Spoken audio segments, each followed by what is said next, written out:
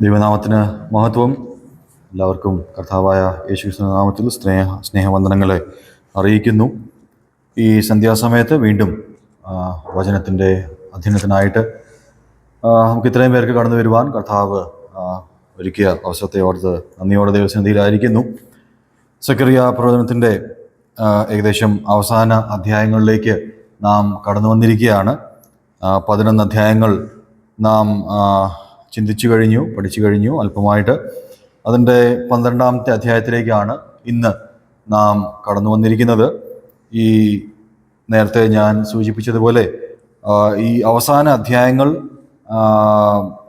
ഇസ്രായേലിനെ കുറിച്ചും സഭയെക്കുറിച്ചും വളരെ സന്തോഷകരമായ കാര്യങ്ങൾ, നന്മയുടെ കാര്യങ്ങൾ, അനുഗ്രഹത്തിൻ്റെ കാര്യങ്ങൾ ഒക്കെയും സൂചിപ്പിക്കുന്ന വിഷയമാണ്. അതുകൊണ്ട് ഇതുവരെയുള്ള അധ്യായങ്ങളിൽ നാം ചിന്തിച്ച അത്രയും കടുപ്പത്തിൽ ചില വാക്കുകൾ നമുക്ക് കാണുവാൻ സാധിക്കത്തില്ലെങ്കിലും വളരെ പ്രധാനപ്പെട്ട സത്യങ്ങൾ ഇതിലൂടെയും ദൈവാത്മാവ് പകരുവാൻ ആഗ്രഹിക്കുന്നു. 12ാം അധ്യായം 14 വാക്യങ്ങളാണ് ഉള്ളത്. നാം സാധാരണ ചെയ്തു വരുന്നത് പോലെ നമുക്ക് ഓരോ വാക്യമോ 2 വാക്യമോ വീതം വായിക്കാവുന്നതാണ്. ചാപ്റ്റർ 12.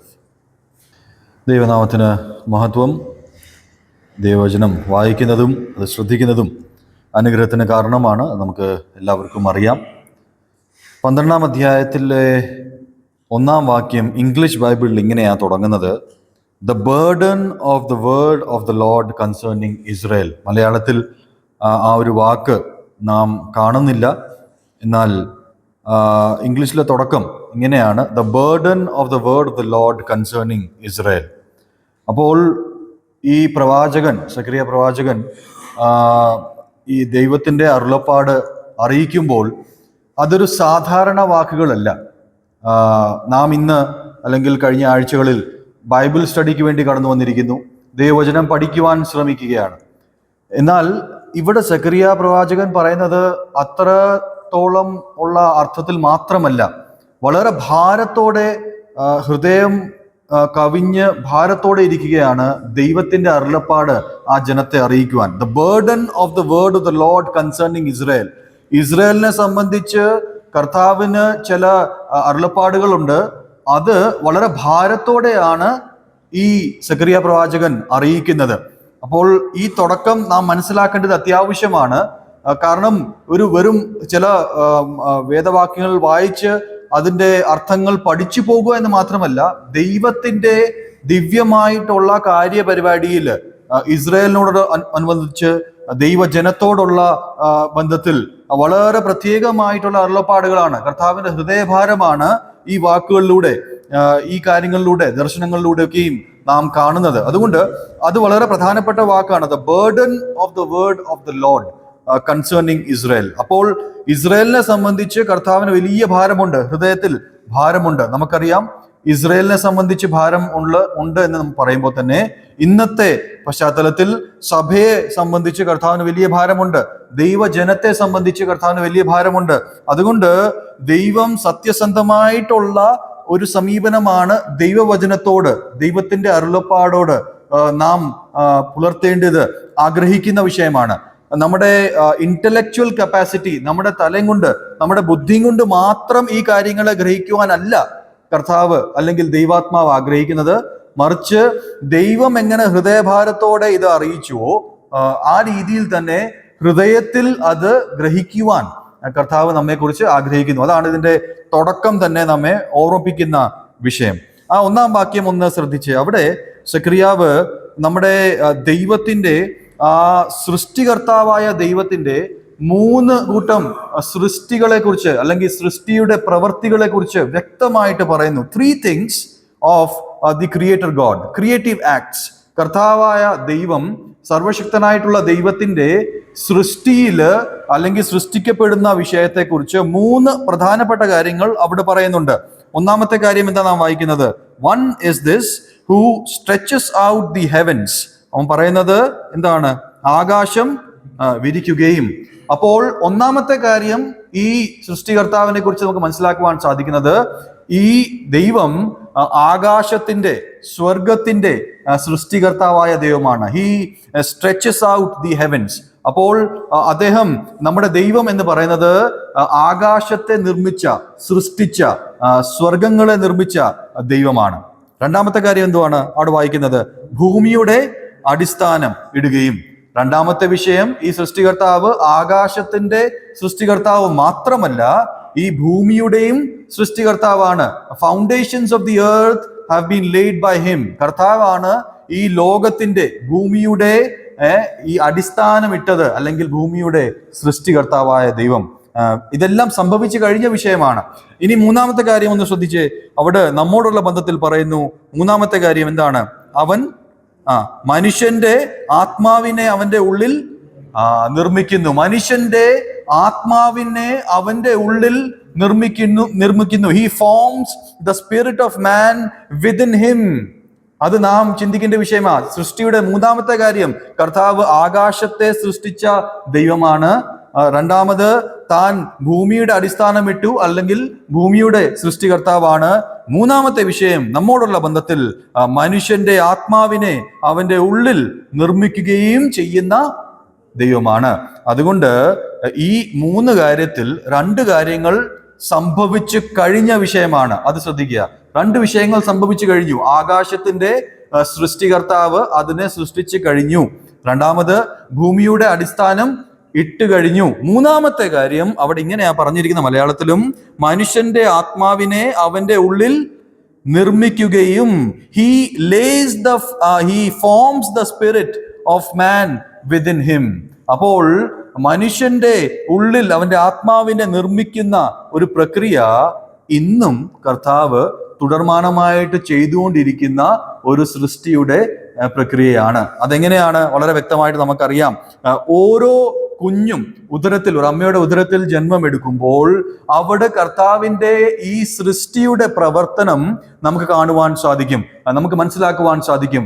ചില ശാരീരികമായിട്ടുള്ള പ്രോസസ്സസിലൂടെ ആ കുഞ്ഞിന്റെ വളർച്ച നാം കാണുന്നുവെങ്കിലും ആത്മാവിനെ പകരുന്നത്, ആത്മാവിനെ നിർമ്മിക്കുന്നത്, മനുഷ്യന്റെ ഉള്ളിൽ ആത്മാവിനെ നൽകുന്നത്, സൃഷ്ടിക്കുന്നത് ആരാണ്?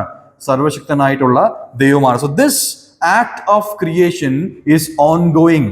ഇത് ഇന്നും കർത്താവ് ചെയ്തുകൊണ്ടിരിക്കുന്ന നമ്മുടെ സൃഷ്ടികർത്താവായ ദൈവമാണ്. മറ്റു സൃഷ്ടികളെല്ലാം നാം കണ്ടു, ആകാശത്തെ സൃഷ്ടിച്ചു കഴിഞ്ഞു, ഭൂമിയുടെ അടിസ്ഥാനം ഇട്ട് കഴിഞ്ഞു. എന്നാൽ മനുഷ്യന്റെ ആത്മാവിനോടുള്ള ബന്ധത്തിൽ കർത്താവ് അത് ഇന്നും നിർമ്മിച്ചുകൊണ്ടിരിക്കുന്നു. അനേക വാക്യങ്ങൾ അത് മനസ്സിലാക്കുവാൻ നമുക്ക് എടുക്കുവാൻ സാധിക്കും. നമുക്ക് ഒന്ന് രണ്ട് വാക്യങ്ങൾ എടുത്ത് ചിന്തിക്കാം. യെശയ്യാപ്രവചനം 42 അധ്യായം 5 വാക്യം ഒന്ന് ശ്രദ്ധിച്ച്.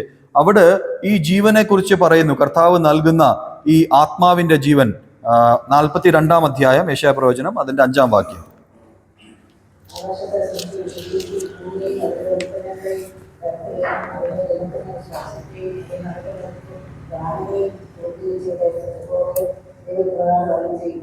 അപ്പൊ അവിടെ രണ്ട് കാര്യങ്ങൾ നിങ്ങൾ ശ്രദ്ധിച്ചു കാണും. ഒന്ന്, ശ്വാസത്തെ കൊടുക്കുന്നു. മാത്രമല്ല ദൈവം എന്ത് ചെയ്യുന്നു? അവിടെ ശ്വാസം മാത്രമല്ല, അതിൽ പ്രാണനെയും കൊടുക്കുന്നു. He gives breath to the people on it and spirit to those who walk in it. അപ്പോൾ മനുഷ്യന് കർത്താവ് കൊടുക്കുന്നത് അവിടെ ജീവശ്വാസം മാത്രമല്ല, പ്രാണനെയും കർത്താവ് പകർന്നു കൊടുക്കുന്നു. He gives breath of life and he also gives spirit, that is spiritual life. അപ്പോൾ ശ്വാസം എന്ന് പറഞ്ഞാൽ ശരീരത്തിന്റെ ജീവനാണെങ്കിൽ, ആത്മാവിനെ കൊടുക്കുന്നത് ആത്മീക ജീവൻ കൊടുക്കുന്ന ഒരു വസ്തുത ഈ വാക്യത്തിലൂടെ മനസ്സിലാക്കുവാൻ സാധിക്കും.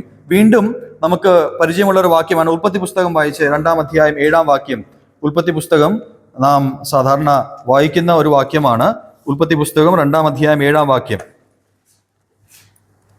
യഹോവയായ ദൈവം നിലത്തെ പൊടി കൊണ്ട് മനുഷ്യനെ നിർമ്മിച്ചിട്ട് അവന്റെ മൂക്കിൽ ജീവശ്വാസം ഊതി. അവന്റെ മൂക്കിൽ ജീവശ്വാസം ഊതി.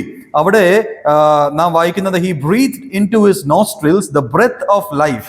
ഈ ബ്രെത്ത് ഓഫ് ലൈഫ് എന്ന് പറയുന്നത്, ജീവശ്വാസം എന്ന് പറയുന്നത്, ഇവിടെ ഈ ഭാഷയിൽ നമുക്ക് മനസ്സിലാക്കുവാൻ സാധ്യമല്ല. എന്നാൽ ഇതിന്റെ മൂലഭാഷയിൽ, എബ്രായ ഭാഷയിൽ ഈ ജീവശ്വാസം എന്ന് പറയുന്നത് ബ്രെത്ത് ഓഫ് ലൈഫ് അല്ല, ജീവനുകളുടെ ശ്വാസം, അല്ലെങ്കിൽ ബ്രെത്ത് ഓഫ് ലൈഫ്സ് എന്താണ്, ഒന്നിൽ കൂടുതൽ 2 ജീവൻ നൽകുന്ന ശ്വാസം എന്നാണ്. അങ്ങനെ ആ അർത്ഥത്തിൽ ചിന്തിച്ചാൽ ജീവൻ ശാരീരികമായിട്ട് നൽകുന്ന ശ്വാസം മാത്രമല്ല, മറിച്ച് ആത്മീകമായിട്ട് ദൈവത്തിന്റെ ആത്മാവിന്റെ ആ ഒരു നിർമ്മണം അല്ലെങ്കിൽ നിർമ്മിതി അല്ലെങ്കിൽ സൃഷ്ടി നമുക്ക് കാണുവാൻ സാധിക്കും. വേറെ ഒരു വാക്യം കൂടെ ഉണ്ട്, നിങ്ങൾക്ക് നോട്ട് ചെയ്ത് പിന്നീട് ഭവനത്തിൽ പോലും വായിക്കാവുന്നതാണ്. സഭാപ്രസംഗി 11-ാം അധ്യായം 5-ാം വാക്യം, എക്ലീസിയാസ്റ്റസ് ചാപ്റ്റർ 11 and verse 5.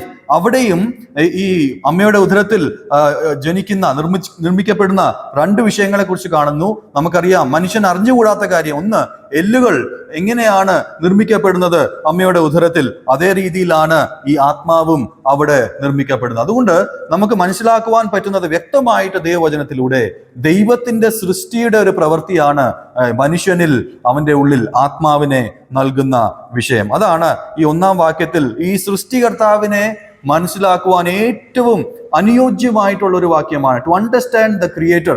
ഈ ലോകജനം അല്ലെങ്കിൽ ദൈവവചനം കൈവശമുള്ളവർ, വായിക്കുന്നവര് ഈ ഒരു വാക്യം മാത്രം വായിച്ചാൽ ഈ ദൈവത്തെ കുറിച്ചുള്ള ഒരു ഉള്ളടക്കം എല്ലാവർക്കും കിട്ടും.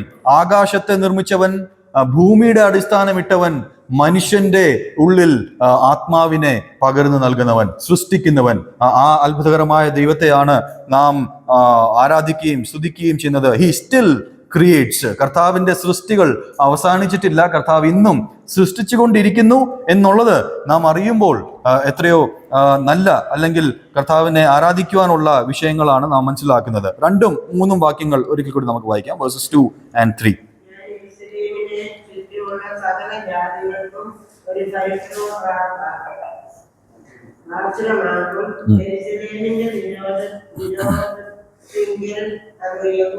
വരും. അന്നാളിൽ ഞാൻ യെരൂശലേമിനെ സകല ജാതികൾക്കും ഭാരമുള്ള കല്ലാക്കിയിരിക്കും. അതിനെ ചുമക്കുന്നവരൊക്കെയും കഠിനമായി മുന്നിൽ നിൽക്കും. ഭൂമിയിലെ സകല ജാതികളും അതിനെ വിരോധമായി കൂടി വരും. അന്നാളിൽ ഞാൻ മതി 2ഉം 3ഉം വാക്യത്തിൽ നാം വ്യക്തമായിട്ട് യെരൂശലേം അല്ലെങ്കിൽ ഇസ്രായേലിനെ കുറിച്ചാണ് വായിക്കുന്നത്. അവിടെ പറയുന്നത്, ഞാൻ യെരൂശലേമിന്റെ ചുറ്റുമുള്ള സകല ജാതികൾക്കും അതിനൊരു പരിഭ്രമ പാത്രമാക്കി മാറ്റും. അതാണ് 1-ാമത്തെ കാര്യം. They will be a cup of reeling or trouble for nations around. ചുറ്റുമുള്ള രാജ്യങ്ങൾക്ക് അവരൊരു പരിഭ്രമ പാത്രമായിരിക്കും. മാത്രമല്ല, അവരൊരു ഭാരമുള്ള കല്ലായിട്ട് തീരും. Okay, they would be a heavy stone. അപ്പോൾ അതിനെ എടുത്തു മാറ്റുവാൻ കഴിയാത്ത വിധം അവർക്ക് വലിയ ഭാരമുള്ള കല്ലായിട്ട് മാറും. ചുറ്റുമുള്ള ജാതികൾക്ക്, ചുറ്റുമുള്ള രാജ്യങ്ങൾക്ക്. അക്ഷരികമായിട്ട് നാം ഇസ്രായേലിനെ കുറിച്ച് ചിന്തിച്ചാൽ, ലിറ്ററലി റിഗാർഡിങ് ഇസ്രായേൽ, അങ്ങനെ തന്നെയല്ലേ ഇസ്രായേൽ ഇന്ന് ചുറ്റുമുള്ള രാജ്യങ്ങൾക്ക്? ഇന്നത്തെ കാലഘട്ടത്തിൽ നാം ചിന്തിച്ചാൽ പ്രവചനങ്ങൾ നിവൃത്തിയാകുന്ന കാലഘട്ടത്തിലാണ് നാം ഇരിക്കുന്നത്. ആ ഒരു വാക്ക് നിങ്ങൾ ശ്രദ്ധിച്ചു കാണും. 3-ാം വാക്യം തുടങ്ങുന്ന ഇങ്ങനെയാണ്, അന്നാളിൽ, ഇൻ ദാറ്റ് ഡേ. അന്നാളിൽ. ഈ 12ഉം 13ഉം 14ഉം അധ്യായങ്ങളിൽ, 3 അധ്യായങ്ങളിൽ നാം പിന്നീട് ചിന്തിക്കും, അനേകം തവണ ഈ ഒരു പരാമർശം, തുടക്കം, ഈ ഒരു വാക്ക് ആവർത്തിച്ചിട്ടുണ്ട്, അന്നാളിൽ എന്നുള്ളത്. 12-ാം അധ്യായത്തിൽ തന്നെ 5 തവണ നിങ്ങൾ വായിച്ചു നോക്കിയാൽ 5 വാക്യങ്ങളിൽ അന്നാളിൽ, ഏത് നാളിൽ? ഈ നാളുകളിൽ, ഈ അന്ത്യനാളുകളിൽ, വരാനുള്ള ദിവസങ്ങളിൽ, ഈ സമയങ്ങളിൽ, ഈ കാലഘട്ടത്തിൽ ഈ കാര്യങ്ങളൊക്കെയും നിർവഹിക്കപ്പെടും എന്നാണ് നാം മനസ്സിലാക്കുന്നത്. അവര് മറ്റുള്ളവർക്ക് ഒരു ഭാരമായി തീരും, അങ്ങനത്തെ ഒരു കല്ലായി തീരും, അവരൊരു പരിഭ്രമ പാത്രമായി തീരും. ഇസ്രായേലിനുള്ള ബന്ധത്തിലാണ് നാം കാണുന്നത്. കർത്താവ് ഇസ്രായേലിനെ പല സ്ഥലങ്ങളിൽ നിന്ന്, പല രാജ്യങ്ങളിൽ നിന്ന് ഒന്നിച്ച് കൊണ്ടുവന്നുകൊണ്ടിരിക്കുകയാണ്, ഒന്നിച്ച് ശേഖരിച്ചുകൊണ്ടിരിക്കുകയാണ്. എന്നാൽ അവർക്ക് ചുറ്റുമുള്ള രാജ്യങ്ങൾക്ക് അവര് ഒരു പ്രശ്നമായിരിക്കും, അവര് ഒരു തടസ്സമായിരിക്കും, അവര് ഒരു പ്രയാസത്തിന്റെ കാരണമായിരിക്കും. നിങ്ങൾ ഇങ്ങനെ ചിന്തിച്ച് അതിന്റെ പ്രാക്ടിക്കൽ ആസ്പെക്ട് ചിന്തിച്ചാൽ, ഇസ്രായേല് മിഡിൽ ഈസ്റ്റിലെ ഒരു രാജ്യമാണ്. എന്നാൽ കർത്താവിന്റെ പദ്ധതിയിൽ ചിലപ്പോൾ അവർക്ക് എല്ലാവരും സ്നേഹിതരാക്കി തീർക്കാനാണെങ്കിൽ ആ രാജ്യത്ത് എന്തെങ്കിലും ഒരു പ്രത്യേക റിസോഴ്സ് കൊടുക്കാമായിരുന്നു. എന്നാൽ നാം ചിന്തിച്ചാൽ ഈ എണ്ണ എന്ന് പറയുന്നത് ആ മിഡിൽ ഈസ്റ്റിലെ ഓൾമോസ്റ്റ് എല്ലാ രാജ്യങ്ങളിലും ഉണ്ട്, ഇസ്രായേലിൽ മാത്രം ഇല്ല. എണ്ണ എന്ന് പറയുന്നത് ലോകത്തിൽ എല്ലാവരും കാംക്ഷിക്കുന്ന ഒരു നാച്ചുറൽ റിസോഴ്സ് ആണ്. പ്രകൃതിപരമായിട്ട് എല്ലാവരും ആഗ്രഹിക്കുന്ന, പണം ഉണ്ടാക്കുവാൻ, ശേഖരിക്കുവാൻ ആഗ്രഹിക്കുന്ന വിഷയമാണ്. എന്നാൽ ഇസ്രയേലിനെ ഒഴിച്ച് ഏതാനും എല്ലാ പ്രധാനപ്പെട്ട ഈ മിഡിൽ ഈസ്റ്റ് രാജ്യങ്ങളിലും എന്തുണ്ട്? എണ്ണയുടെ ശേഖരമുണ്ട്.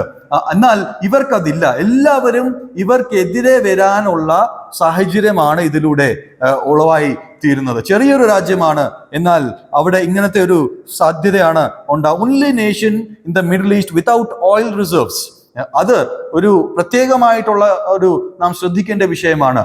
ലോകത്തിന് ഇഷ്ടപ്പെടുവാൻ തക്കവണ്ണം എന്തെങ്കിലും ഒരു ആ രീതിയിലുള്ള നന്മ ഇല്ലാത്ത ഒരു രാജ്യം, അവർക്ക് ലാഭമില്ലാത്ത ഒരു രാജ്യം, അതേസമയം അവർക്ക് ഭാരമായിട്ടും ഒരു ശല്യമായിട്ടും പ്രശ്നമായിട്ടും തീരുന്ന ഒരു രാജ്യം. നമുക്കറിയാം, അതിൻ്റെ എതിരെ വന്നിട്ടുള്ള രാജ്യങ്ങളെല്ലാം ആ സമയത്ത് ഭാരങ്ങൾ അനുഭവിച്ചിട്ടുണ്ട്. അതാണ് ഇസ്രായേലിനോടുള്ള ബന്ധത്തിൽ നാം ഈ 2 വാക്യങ്ങൾ വായിക്കുമ്പോൾ, all the Nations of the earth will be gathered against it. സകല ജാതികളും അതിന് വിരോധമായിട്ട് ഒന്നിച്ചുകൂടും. അത് തന്നെയല്ലേ നാം കാണുന്നത്? എല്ലാ ജാതികളും അതിന്റെ വിരോധമായിട്ട്, അതിന്റെ എതിരെയായിട്ട്, ഇസ്രായേൽ ചെയ്യുന്ന കാര്യങ്ങൾക്കെതിരെയായിട്ട് കൂടി വരികയാണ്. അതാണ് നാം എല്ലാവർക്കും ഒരു ശല്യമായിട്ട്, അല്ലെങ്കിൽ അവർക്ക് ഇഷ്ടപ്പെടാത്ത ഒരു വിഷയമായിട്ടാണ് ഇസ്രായേൽ എന്ന രാജ്യം നിൽക്കുന്നത്. അതാണ് ലിറ്ററലി, അക്ഷരികമായിട്ട് അതാണ് അർത്ഥം. നാം എപ്പോഴും അതിൻ്റെ ആത്മീക അർത്ഥം ചിന്തിക്കാറുണ്ട്. ഇസ്രായേൽ ഇന്നത്തെ സഭയുമായിട്ട് ചേർത്ത് നാം ചിന്തിച്ചാൽ, യെരൂശലേമിനെ ചിത്രീകരിക്കുന്നത് സഭയുമായിട്ട് ചേർന്ന്, അല്ലെങ്കിൽ നമ്മുടെ ക്രിസ്തുവിന്റെ മനവാട്ടിയായിട്ട് നാം തുലനം ചെയ്താൽ, ആ രീതിയിൽ ചിന്തിച്ചാൽ നമ്മുടെ അവസ്ഥയും അങ്ങനെ തന്നെയല്ലേ? നാം ചുറ്റുമുള്ളവർക്ക്, ദൈവത്തെ ഇഷ്ടപ്പെടാത്തവർക്ക്, ദൈവവചനം ആഗ്രഹിക്കാത്തവർക്ക് ഒരു തടസ്സമല്ലേ? We are a stumbling block. അഭക്തർക്ക് വേണ്ടി, അവരുടെ ഒരു ലോകത്ത് ഒരു അധികപ്പെട്ടായിട്ട്, അല്ലെങ്കിൽ നമ്മൾ അവർക്കൊരു തടസ്സമായിട്ട്, പ്രശ്നമായിട്ടാണ് നിലനിൽക്കുന്നത്. നമുക്ക് ചുറ്റും നടക്കുന്ന വിരോധമായിട്ടുള്ള കാര്യങ്ങൾ നമ്മുടെ രാജ്യം തന്നെ എടുത്തു നോക്കിയാൽ അനേക വിരോധങ്ങൾ നാം അനുഭവിച്ചുകൊണ്ടിരിക്കുക. എന്തുകൊണ്ടാണ്? എന്താ വിഷയം? പ്രത്യേകിച്ച് ചിന്തിച്ചാൽ നമ്മൾ ആരെയും അങ്ങോട്ട് പോയി ഉപദ്രവിക്കുന്നില്ല. നാം നമ്മുടേതായിട്ടുള്ള ഭക്തിയിൽ ജീവിക്കുന്നു. എന്നാൽ അസ്വസ്ഥരാണ് ചുറ്റുമുള്ള ജനം. നമ്മുടെ ജീവിതം കൊണ്ട്, നമ്മുടെ സാക്ഷ്യം കൊണ്ട്, ദൈവവചനം കൊണ്ട്, സഭയുമായിട്ട് അനുബന്ധിച്ച് അവർ അസ്വസ്ഥരാണ്. കാരണം എന്താണ്? അത് ദൈവത്തിന്റെ വലിയ പദ്ധതിയാണ്. ഇസ്രായേൽ അത് വെളിപ്പെടുത്തുന്നു. കർത്താവ് തന്നെ സ്വയം പറഞ്ഞു, എൻ്റെ നാമനിമിത്തം നിങ്ങളെ രാജ്യങ്ങൾ പകയ്ക്കും. അവർ നിങ്ങളെ വെറുക്കും, അവർ നിങ്ങൾക്ക് എതിരെ വരും. കാരണം നിങ്ങൾ ഭക്തിയോടെ ജീവിക്കുമ്പോൾ നിങ്ങൾക്ക് ചുറ്റും ഇത്തരത്തിലുള്ള കാര്യം ഉണ്ടായിരിക്കും. ട്രൂ ചർച്ച്, ഞാൻ പറയുന്നത് എല്ലാ ആത്മീക ആ രീതിയിലുള്ള കൂടിവരവിനെ കുറിച്ചല്ല പറയുന്നത്. സത്യസന്ധമായിട്ട്, ആത്മാർത്ഥമായിട്ട് ഈ കർത്താവിനെ, കുഞ്ഞാടിനെ തിരിച്ചറിഞ്ഞ ഒരു സഭയാണെങ്കിൽ, ഒരു വിശ്വാസികളുടെ കൂട്ടമാണെങ്കിൽ, അവർക്ക് അങ്ങനെ കൈവശമാക്കുവാൻ ലോകപരമായി ഒന്നുമില്ലാത്തവരാണ്. ഇസ്രായേലിനെ നാം ചിന്തിച്ചതുപോലെ ഓയിൽ റിസർവ്സ് ഇല്ലാത്ത, ലോകപരമായിട്ട് അങ്ങനെ പറയുവാൻ ഒന്നുമില്ലാത്ത ഒരു അവസ്ഥയിൽ ആയിരിക്കുന്ന, ഒറ്റപ്പെട്ട് നിൽക്കുന്ന ഒരു രാജ്യം. നാമും ഒറ്റയ്ക്ക്, വളരെ ചുരുക്കം ചിലര്, എണ്ണത്തിൽ അംഗസംഖ്യ ഇല്ലാത്തവർ, പല രീതിയിൽ പരിമിതിയുള്ളവർ, അങ്ങനെയുള്ള ഒരു ജനമാണ് നാമും ആയിരിക്കുന്നത്. എന്നാൽ മറ്റുള്ളവർക്ക്, ദൈവത്തെ അറിയാത്തവർക്ക് നാം ഒരു പ്രശ്നം തന്നെയാണ്. നാം ദൈവത്തെക്കുറിച്ച് പറയുന്നത് മറ്റുള്ളവർക്ക് ഒരു പ്രയാസകരമായ കാര്യമാണ്. ദൈവത്തെക്കുറിച്ച് സാക്ഷീകരിക്കുന്നത് മറ്റുള്ളവർക്ക് എന്താണ്? എന്തുകൊണ്ടോ അവർക്ക് സ്വസ്ഥത കിട്ടാത്ത ഒരു വിഷയമാണ്. അതാണ് നമ്മെക്കുറിച്ച് അത് വ്യക്തമായിട്ട് പറയുന്നത്. Nations are against Israel. അതാണ് നാം മനസ്സിലാക്കുന്നത്. അതിന്റെ 4-ാം വാക്യം നമുക്കൊന്ന് വായിക്കാം. വേഴ്സ് 4.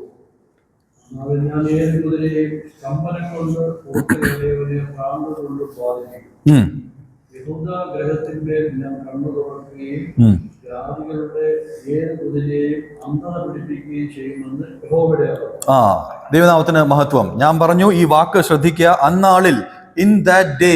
ഇത് ഈ അധ്യായത്തിൽ 5 തവണയും ഈ 12, 13, 14 അധ്യായങ്ങളിൽ ചേർന്ന് ചിന്തിച്ചാൽ 16 തവണ ഈ ഒരു വാക്ക് ഉപയോഗിച്ചിട്ടുണ്ട്. മലയാളത്തിൽ ഒറ്റ വാക്കേ ഉള്ളൂ, അന്നാളിൽ. എന്നാൽ ഇംഗ്ലീഷിൽ ഇൻ ദാറ്റ് ഡേ എന്നുള്ളൊരു ഫ്രേസ് ഉപയോഗിച്ചിരിക്കുന്നത് 16 times in these 3 chapters and 5 times in chapter 12 itself എന്ന് നമുക്ക് കാണുവാൻ സാധിക്കും. അവിടെ വായിക്കുന്നത് 4-ാം വാക്യത്തിൽ കർത്താവിന്റെ ന്യായവിധിയാണ് പറയുന്നത്. I will strike every horse with bewilderment and his rider with madness. നാം വായിക്കുന്നത് കർത്താവ് ഇവരെ ശിക്ഷിക്കുന്ന അല്ലെങ്കിൽ ഇസ്രായേലിന്റെ എതിരെ വരുന്ന ഈ ജാതികളെ, ഈ രാജ്യങ്ങളെ കർത്താവ് ഈ കുതിരകൾ കാണിക്കുന്നത് ആ മറ്റ് രാജ്യങ്ങളുടെ ശക്തി. കുതിരകൾ നാം കഴിഞ്ഞ അധ്യായങ്ങൾ ചിന്തിച്ചു. കുതിരകൾ അല്ലെങ്കിൽ ആ രീതിയിലുള്ള പവർ, അതോറിറ്റി, അധികാരത്തെ, ബലത്തെ സൂചിപ്പിക്കുന്നതാണ് ഈ ഹോർസസ് എന്ന് പറയുന്നത്. അവരെ എല്ലാം കർത്താവ് എന്ത് ചെയ്യും? ന്യായവിധിക്ക് വിധേയരാക്കി തീർക്കും. മാഡ്നസ് ആൻഡ് ബ്ലൈൻഡ്നെസ് അവിടെ വായിക്കുന്നത് അവർക്ക് ഭ്രാന്ത് പിടിച്ചവരായിട്ടും അതേസമയം കണ്ണ് കാണാതെ അവരായി തീരും. അതിന്റെ അർത്ഥം ആക്ഷരികമായിട്ടുള്ള അർത്ഥമല്ല, ലോസ് ഓഫ് ക്ലാരിറ്റി. അവർക്ക് എന്ത് ചെയ്യണം എന്ന് അറിഞ്ഞുകൂടാത്ത അവസ്ഥയിലായിരിക്കും ഈ രാജ്യങ്ങൾ.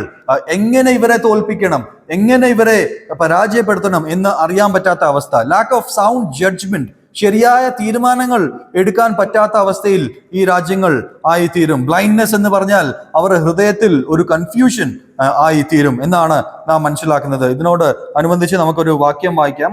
ആവർത്തന പുസ്തകം 28 അധ്യായം അതിന്റെ 28 വാക്യം.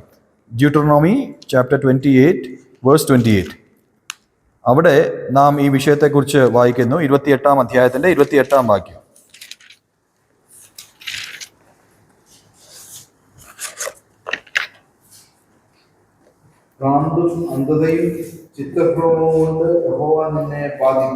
അപ്പൊ യഹോവ ബാധിക്കുന്ന അല്ലെങ്കിൽ യഹോവ സ്മൈറ്റ് ചെയ്യുന്ന, അടിക്കുന്ന വിഷയമാണ് with madness, blindness and confusion of heart.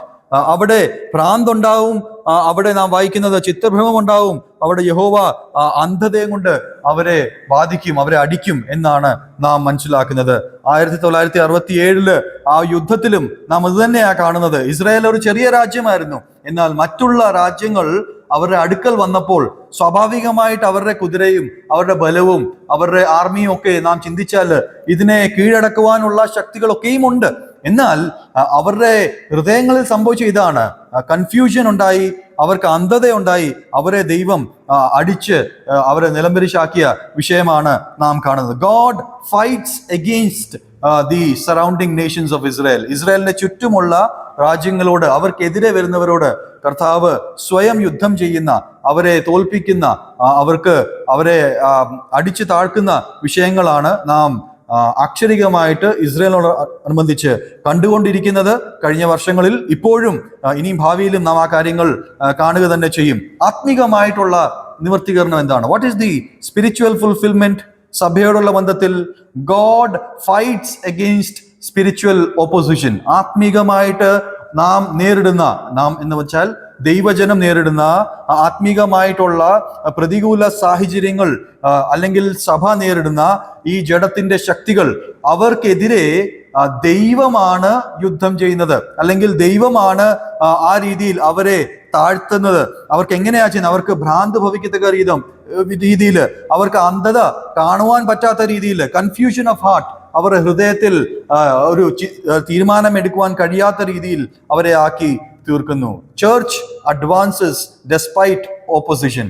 നമുക്ക് പ്രതികൂലങ്ങൾ ഉണ്ടെങ്കിലും സഭ മുന്നേറിക്കൊണ്ട് തന്നെ ഇരിക്കുന്നു, മുമ്പോട്ട് പൊക്കോണ്ട് തന്നെ ഇരിക്കുന്നു. അതാണ് ഈ വാക്യത്തിലൂടെ നമുക്ക് മനസ്സിലാക്കുവാൻ സാധിക്കും. ഫ്രം 4 down to 6, അതിന്റെ 5ഉം 6ഉം വാക്യങ്ങളിലും അത് തന്നെയാണ് കാണുന്നത്. അവരുടെ ഹൃദയത്തിൽ കാണുന്നത് strong support for us the inhabitants of Jerusalem through the Lord of hosts. കർത്താവ് സൈന്യങ്ങളുടെ യഹോവയാണ് അവർക്ക് സഹായമായിട്ട് നൽകുന്നത്. അവർക്ക് യഹോവ നിമിത്തമാണ് അവര് ജയാളികളായിട്ട് തീരുന്നത്. അതാണ് അതിന്റെ 5ഉം 6ഉം വാക്യങ്ങളിൽ നാം വായിക്കുന്നത്. അവരെ ചുറ്റുമുള്ള രാജ്യങ്ങളെ കർത്താവ് തന്റെ വലം കൈ കൊണ്ട് അവരെ നശിപ്പിക്കുന്ന വിഷയങ്ങളാണ് നാം കാണുന്നത്. സഭയ്ക്കെതിരെ വരുന്ന ആ പ്രതികൂലങ്ങളെയും ആ രീതിയിലാണ് ദൈവം നാശം ചെയ്യുന്നത്.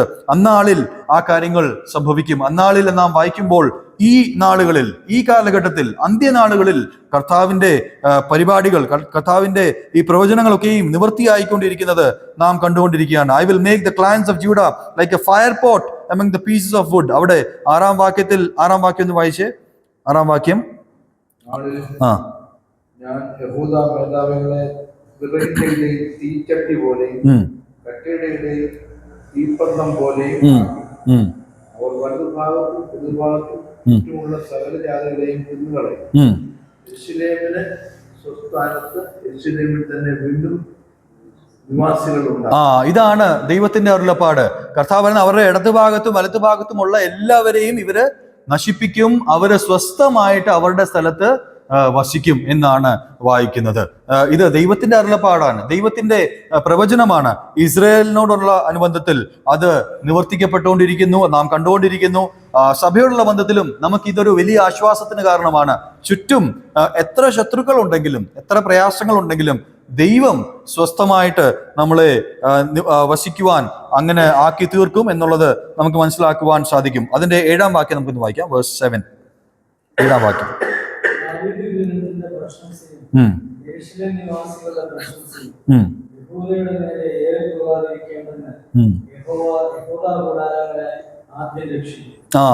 യഹോവ യഹൂദ കൂടാരങ്ങളെ ആദ്യം രക്ഷിക്കും.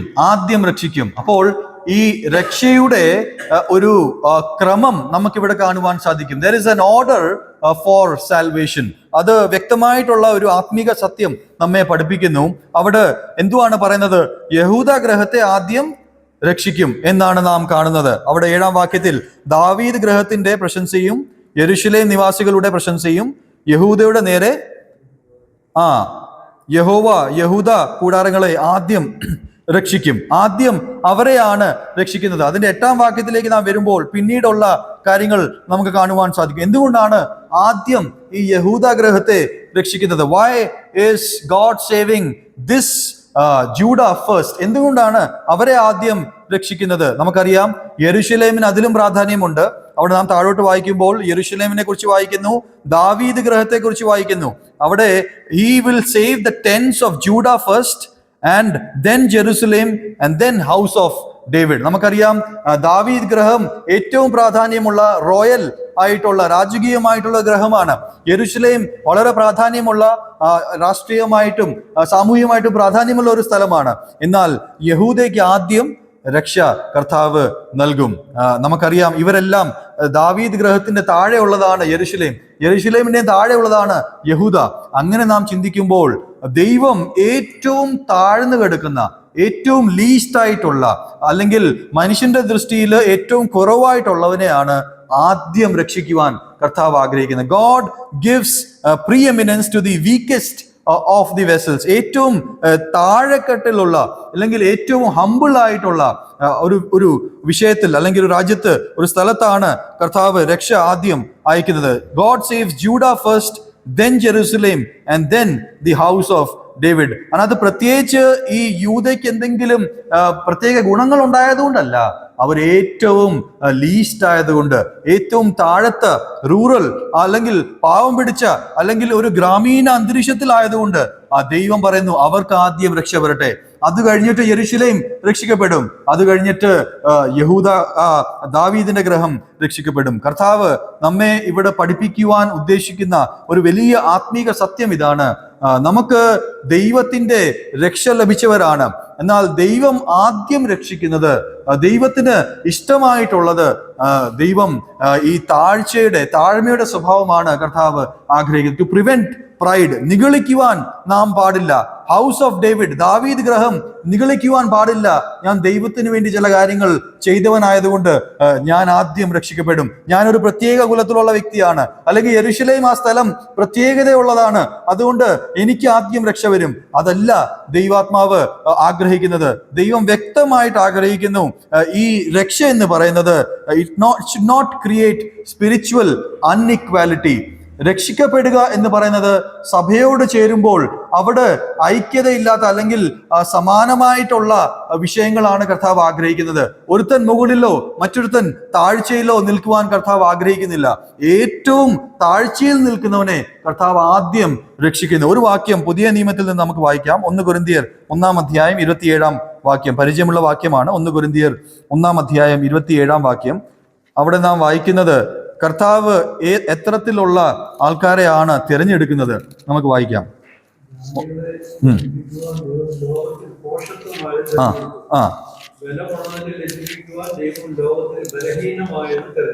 ബലഹീനമായത് തിരഞ്ഞെടുത്തു. അപ്പോൾ ബലമുള്ളതിനെ ലജ്ജിപ്പിപ്പാൻ കർത്താവ് ബലഹീനമായ പാത്രങ്ങളെ തിരഞ്ഞെടുത്തു. കർത്താവിന്റെ ചോയ്സ് ഇങ്ങനെയാണ് എപ്പോഴും, Judah first, then Jerusalem, then the house of David. നമ്മെ ഓർമ്മിപ്പിക്കുന്ന വിഷയം ഇതാണ്. നാം കർത്താവിന്റെ രക്ഷ അനുഭവിച്ചവരാണ്. കർത്താവിന്റെ രക്ഷയുടെ അത്യധികമായിട്ടുള്ള ലക്ഷ്യം ഒരുത്തൻ മുകളിലും മറ്റൊരാൾ താഴെയിൽ നിൽക്കുവാൻ വേണ്ടിയല്ല. ദൈവത്തെ അറിഞ്ഞവരെല്ലാം ഒരേ നിലവാരത്തിൽ കർത്താവിന്റെ സന്നിധിയിൽ ഐക്യതയോടെ നിലനിൽക്കുവാൻ വേണ്ടിയാണ് കർത്താവ് ആഗ്രഹിക്കുന്നത്. എനിക്ക് വചനത്തെക്കുറിച്ച് കുറച്ച് കാര്യങ്ങൾ കൂടുതൽ അറിയാം, അല്ലെങ്കിൽ ഞാൻ ഏതെങ്കിലും ഒരു പ്രത്യേക കുലത്തിലുള്ളവനാണ്, അല്ലെങ്കിൽ എനിക്ക് പ്രത്യേക ചില കാര്യങ്ങൾ ദൈവത്തെക്കുറിച്ചും ദൈവവചനത്തെക്കുറിച്ചും ദൈവിക കാര്യങ്ങളെക്കുറിച്ചും അറിയാം, അതുകൊണ്ട് ഞാൻ കുറച്ച് മുകളിലാണ് എന്നുള്ള ഒരു ഭാവം, ഒരു ചിന്ത ഒരു വിശ്വാസിക്കും ഉണ്ടാകുവാൻ പാടില്ല. ദൈവം വ്യക്തമായിട്ട് പറയുന്നു, രക്ഷ എന്നുള്ളത് അത് ആ രീതിയിലുള്ള വേർവ്യത്യാസത്തിന് വേണ്ടിയല്ല നൽകപ്പെട്ടിരിക്കുന്നത്. It should create equality and not unequality. അവിടെ സമാനമായിട്ടുള്ള ഐക്യതയോടെ മുമ്പോട്ട് മുന്നേറുവാനാണ് കർത്താവ് ആഗ്രഹിക്കുന്നത്. ടു പ്രിവെന്റ് പ്രൈഡ്, അവിടെ നിഗളം വരാതിരിക്കുവാൻ വേണ്ടിയാണ് യൂദയിൽ ആദ്യം കർത്താവ് രക്ഷ അയച്ചത്. അത് നമുക്ക് മനസ്സിലാക്കുവാൻ സാധിക്കും. ആത്മീകമായിട്ടുള്ള പാഠം ഇതാണ്. ചുറ്റുമുള്ള ശത്രുക്കളെ കർത്താവിനെ തോൽപ്പിക്കുവാനും അവരുടെ എതിരെ പ്രവർത്തിക്കുവാനും എളുപ്പമാണ്. ദൈവത്തിന് എളുപ്പമാണ്. ചുറ്റുമുള്ള ശത്രുക്കൾ, എക്സ്റ്റേണൽ എനിമീസ്, ചുറ്റുമുള്ള രാജ്യങ്ങളോട് കർത്താവ് എതിർത്തു നിന്ന് അവരെ താഴ്ത്തിക്കെട്ടി അല്ലെങ്കിൽ അവരെ നശിപ്പിക്കുന്നത് എളുപ്പത്തിൽ നാം 3, 4, 5 വാക്യങ്ങളിൽ വായിച്ചു. എന്നാൽ ഈ താഴോട്ടുള്ള വാക്യങ്ങളിൽ 7-ാം വാക്യത്തിലും 8-ാം വാക്യത്തിലും വായിക്കുന്ന വിഷയം പ്രത്യേകമായിട്ടുള്ള വിഷയമാണ്. 7-ാം വാക്യത്തിൽ വായിച്ചത്, കർത്താവ് സ്വന്തം ജനത്തോട് പറയുന്നു, ഞാൻ യൂദയെ ആദ്യം രക്ഷിക്കുന്നു, പിന്നീട് യെരുശലേമിനെ, പിന്നെ ദാവീദ് ഗൃഹത്തെ. അതിന്റെ അർത്ഥം നമ്മെ പഠിപ്പിക്കുന്ന വിഷയം, നമുക്ക് കർത്താവിന്റെ രക്ഷ ലഭിക്കുമ്പോൾ നാം തമ്മിൽ ഐക്യതയോടെ വേണം മുമ്പോട്ട് പോകുവാൻ. ഒരാള് കൂടുതലെന്നും മറ്റൊരാൾ താഴെയെന്നും ചിന്തിക്കുവാൻ പാടില്ല. നാം ദൈവസന്നിധിയിലെല്ലാം ഒരേ നിലവാരത്തിലാണ്, ഒരേ ലെവലിലാണെന്നുള്ള ഒരു ചിന്തയിൽ വേണം നാം ആയിരിക്കാൻ. നിഗളം നമ്മുടെ ജീവിതത്തിൽ വരുവാൻ പാടില്ല. നമുക്കെല്ലാം കർത്താവ് ഒരേ രക്ഷയാണ് നൽകി തന്നിരിക്കുന്നത്. ആ ഒരു വിഷയം മനസ്സിലാക്കി ജയത്തോടെ മുമ്പോട്ട് നീങ്ങുവാൻ കർത്താവ് നമ്മെ സഹായിക്കട്ടെ. അതിന്റെ 8ഉം 9ഉം വാക്യം നമുക്കത് വായിക്കാം. Verse 8 and 9.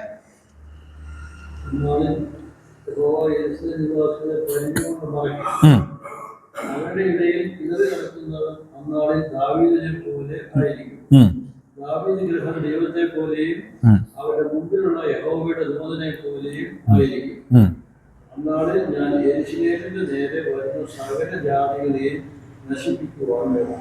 അത് 8-ാം വാക്യത്തിൽ നാം വായിച്ച 3 കൂട്ടം കാര്യങ്ങൾ ഒന്ന് ശ്രദ്ധിക്കുക. അതിന്റെ പ്രോഗ്രഷനും അതിന്റെ ഒരു ഓർഡറും നാം ശ്രദ്ധിച്ചാൽ നല്ലതാണ്. 8-ാം വാക്യത്തിൽ വായിക്കുന്നത്, അന്നാളിൽ യഹോവ യെരൂശലേം നിവാസികളെ പരിച കൊണ്ട് മറയ്ക്കും. ഒന്നാമത്തെ വിഷയം, he will defend the inhabitants of Jerusalem. ആദ്യത്തെ വിഷയം, കർത്താവ് പരിച കൊണ്ട് മറയ്ക്കും ആ നിവാസികളെ. അതാണ് ദൈവം ചെയ്യുന്ന ഒന്നാമത്തെ വിഷയം.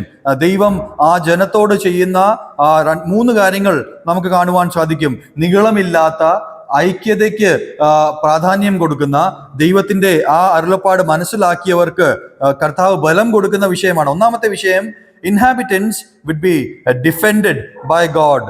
ഒന്നാമത്തെ കാര്യം. രണ്ടാമത്തെ വിഷയം നാം വായിക്കുന്നു, അവരുടെ ഇടയിൽ ഇടറി നടക്കുന്നവൻ അന്നാളിൽ ദാവീദിനെ പോലെ ആയിരിക്കും. അപ്പോൾ the feeble among them would be like David. അന്നാളിൽ നിങ്ങൾ ആ വാക്ക് വരുമ്പോൾ എപ്പോഴും ചിന്തിക്കുക, ഈ പ്രവചനത്തിന്റെ നിവർത്തിയുടെ നാളിൽ അല്ലെങ്കിൽ ഈ കാലഘട്ടത്തിൽ അന്ത്യനാളുകളിലാണ് ഇത് സംഭവിക്കുന്നത്. ദൈവം ആ നിവാസികളെ പരിചയം കൊണ്ട് മറയ്ക്കും. ഒന്നാമത്തെ വിഷയം. രണ്ടാമത്തെ വിഷയം, അന്നാളിൽ ഇടറി നടക്കുന്നവൻ, ഫീബിൾ അല്ലെങ്കിൽ അത്ര ബലമില്ലാത്തവൻ, ബലക്കുറവുള്ളവൻ, ഫീബിൾ ആയിട്ടുള്ളവൻ എങ്ങനെയായിരിക്കും? ദാവീദിനെ പോലെ ആയിത്തീരും. ദാവീദ് എങ്ങനെയുള്ളവനായിരുന്നു? ദാവീദിനെ ദൈവം എന്തുവാ പഠിപ്പിച്ചത്? ദാവീദിന് ബലമില്ലാത്ത അവസ്ഥയിലും തന്റെ ബാല്യത്തിലും താൻ സിംഹത്തിന് മുൻപേയും കരടിയുടെ മുൻപേയും ഗോലിയാത്തിന് മുൻപേയും വന്നപ്പോൾ ബലമുള്ളവനായിട്ട് തീർന്നു. ദാവീദ് തന്നെ പറയുന്നു, എന്റെ ബലവും എന്റെ സങ്കേതവും യഹോവ തന്നെയാണ്. അപ്പോൾ ദാവീദിനെ പോലെ ആയി തീരും എന്ന് പറയുമ്പോൾ ഈ ഇടറി നടക്കുന്നവൻ, ബലമില്ലാത്തവൻ, ബലം കുറവുള്ളവൻ എങ്ങനെയായി തീരും? ദാവീദിനെ പോലെ ബലം കണ്ടെത്തും. അതാണ് രണ്ടാമത്തെ കാര്യം ദൈവം ചെയ്യുന്നത്. ലിറ്ററലി ആ രീതിയിൽ ദാവീദിനെ പോലെ ആയി തീരും എന്നുള്ളതല്ല. ദാവീദ് ദൈവത്തിൽ എങ്ങനെ ബലം കണ്ടെത്തിയോ ആ രീതിയിൽ ആ നിവാസികൾ, ആ ജനം ദൈവത്തിൽ ബലം കണ്ടെത്തും. ഇസ്രായേൽ ജനത്തോട് അക്ഷരികമായിട്ട് പറയുന്നു, ഇന്ന് സഭയോട് ആ രീതിയിൽ ദൈവം സംസാരിക്കുന്നു. മൂന്നാമത്തെ കാര്യം അവിടെ ഒന്ന് ശ്രദ്ധിച്ച് എന്താ വായിക്കുന്നത്? ദാവീദ് ഗ്രഹം ദൈവത്തെ പോലെയും അവരുടെ മുൻപിൽ ആയിത്തീരും. ദാവീദ് ഗ്രഹം ദൈവത്തെ പോലെ ആയിത്തീരും എന്ന് വെച്ചാൽ ദൈവമാകും എന്നുള്ളതല്ല. താഴോട്ട് ഒന്നുകൂടെ ഒന്ന് വായിച്ചേ. ദൂതനെ പോലെയും ആയി തീരും. അപ്പോൾ ദൈവത്തിന്റെ ആ സ്വഭാവം, he be like God's angel, ദൈവദൂതനെ പോലെ ദൈവത്തിന്റെ ആ ഒരു ബലത്തോടെ ആയിത്തീരും ദാവീദ് ഗ്രഹം. അപ്പോൾ അവിടുത്തെ നിവാസികൾക്ക് ദൈവം പരിചയമായി തീരും. അവിടെ ബലം കുറവുള്ളവർ, ഇടറി നടക്കുന്നവർ, അവർ ദാവീദിനെ പോലെ ബലം കണ്ടെത്തും. അതേസമയം അതിൽ കുറച്ചുകൂടി മുകളിലുള്ളവർ ആരാണ്?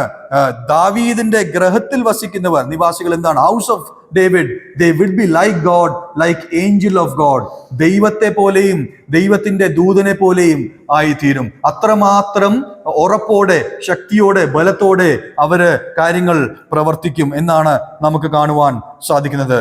God destroys the Nations only after humility is secured. ഇതിനു മുമ്പുള്ള വാക്യങ്ങളിൽ ഇസ്രായേൽ ജനം ദൈവസന്നിധിയിൽ താഴ്ന്ന് അവരെ തന്നെ താഴ്ത്തി കൊടുക്കുമ്പോൾ ദൈവം അവരെ ഉയർത്തി ഇവരുടെ മുമ്പിലെല്ലാം വിജയം അവർക്ക് നേടിക്കൊടുക്കും എന്നാണ് നമുക്ക് വായിക്കുവാൻ അല്ലെങ്കിൽ മനസ്സിലാക്കുവാൻ സാധിക്കുന്നത്. നാം ഒക്കെയും പലപ്പോഴും ഈ രീതിയിൽ ദൈവത്തിന്റെ പദ്ധതി മനസ്സിലാക്കാതെ വീഴ്ചയിലേക്ക് പോകുന്നവരാണ്. പലപ്പോഴും നാം തെറ്റിപ്പോകുന്നവരാണ്. ദൈവത്തിന്റെ പദ്ധതിയിൽ നിന്ന് മാറി പാപത്തിൽ അകപ്പെടുന്നവരാണ്. എന്നാൽ കർത്താവ് നമ്മെ ഓർമ്മിപ്പിക്കുന്നത്, കർത്താവിന്റെ വഴിയിലേക്ക് മടങ്ങി വന്ന് കർത്താവിന്റെ ഹിതത്തോട് നാം ചേർന്ന് നിൽക്കുമ്പോൾ കർത്താവ് ഈ 3 കൂട്ടം കാര്യങ്ങൾ നമ്മുടെ ജീവിതത്തിൽ ചെയ്യും. ഒന്ന്, ഹി വിൽ ഡിഫെൻഡ് us, അവൻ നമുക്ക് പരിചയമായിത്തീരും.